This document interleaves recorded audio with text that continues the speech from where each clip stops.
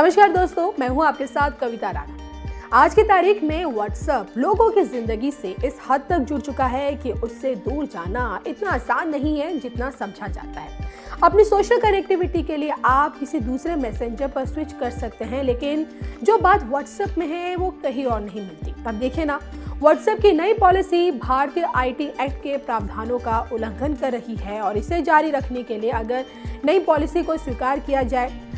तो निजता पर खतरा बना रहेगा, क्योंकि नई गाइडलाइंस के चलते व्हाट्सएप अपनी इंडिविजुअल या ग्रुप चैट तो नहीं पढ़ सकता, लेकिन स्टेटस, लोकेशन और मोबाइल और अन्य ऐप जरूर रीड करेगा। तो ये सारी जानकारी फेसबुक से शेयर भी करेगा और यहाँ तक कि बैंक डिटेल्स, आपके क्रेडिट डेबिट कार्ड की डिटेल्स, लोकेशन, आईपी एड्रेस भी साझा करेगा। अब देखिए, जिन लोगों को व्हाट्सएप की आदत होती है वो अपनी इस आदत से मजबूर किसी दूसरे मैसेंजर पर स्विच नहीं कर पा रहे हैं। तो वहीं देखिए, कुछ लोगों को ये परेशानी आ रही है कि भाई अगर अन्य मैसेंजर पर उन्हें हर कोई अवेलेबल तो नहीं मिलेगा। अब अगर आपके सामने भी यही सिचुएशन बनी हुई है तो टिकटॉक से भी ज़्यादा खतरनाक बन चुका व्हाट्सएप से आप खुद को कैसे बचा सकते हैं, ये हम आपको अपने इस वीडियो में बताएंगे। तो सबसे पहले आपका ये जानना जरूरी है कि भाई फोन में क्या रखें और क्या नहीं।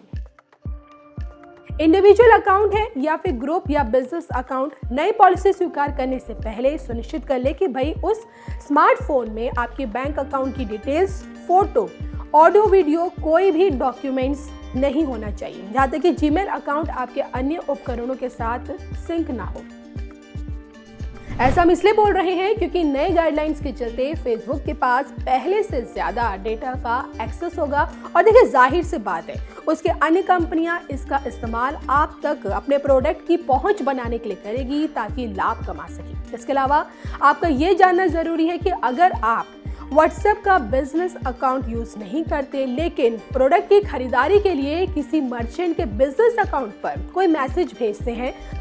तो उसकी आपके ऊपर नजर रहेगी, क्योंकि वहां end to end encrypted message नहीं रहेगा। इसी तरह यदि आप बिजनेस ग्रुप से जुड़े हैं और एडमिन कपड़ों की वैरायटी भेजते हैं, यदि उस वैरायटी पर प्रतिक्रिया करते हैं तो व्हाट्सएप इसे रीड करेगा और आपकी पसंद का विश्लेषण कर उसका इस्तेमाल भी करेगा। वैसे व्हाट्सएप साफ कह चुका है कि भाई उसकी नई पॉलिसी बिजनेस अकाउंट में भेजे गए मैसेजेस को प्रभावित करती है, क्योंकि ये एक वैकल्पिक रहेगा।